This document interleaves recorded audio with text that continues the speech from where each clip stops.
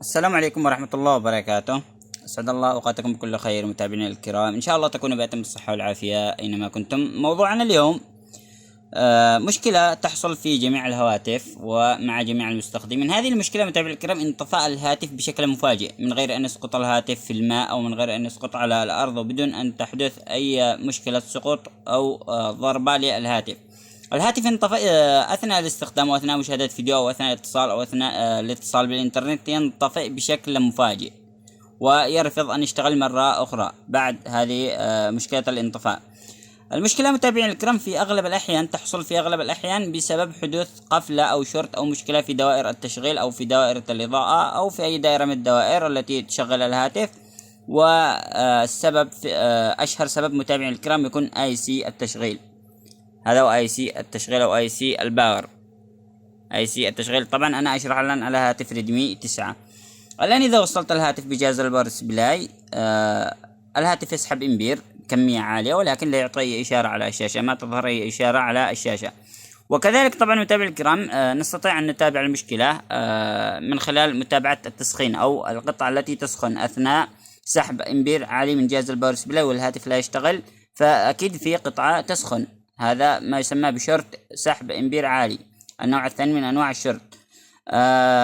متابعي الكرام، انا سوف استخدم مادة. طبعا انا الان لاحظ سخونة عالية على دائرة التشغيل او على اي سي التشغيل، وحتى نكتشف هذه المشكلة سوف نستخدم مادة الرجينة في التبخير حتى طبعا تتضح لنا القطع المسببة للمشكلة. وسنبدأ طبعا بالتبخير.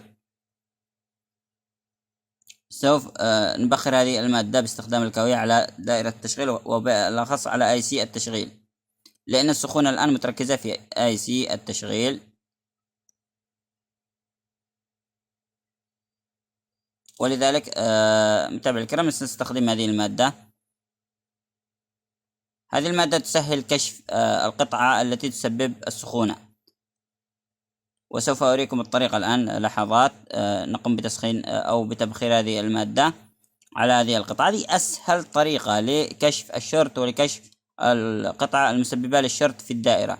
هذه أسهل طريقة متابعي الكرام من دون استخدام جهاز الأفومتر ومن دون الفحص بدون القياس وبدون أي طريقة من الطرق الأخرى، فقط نبخر هذه المادة بهذه الطريقة.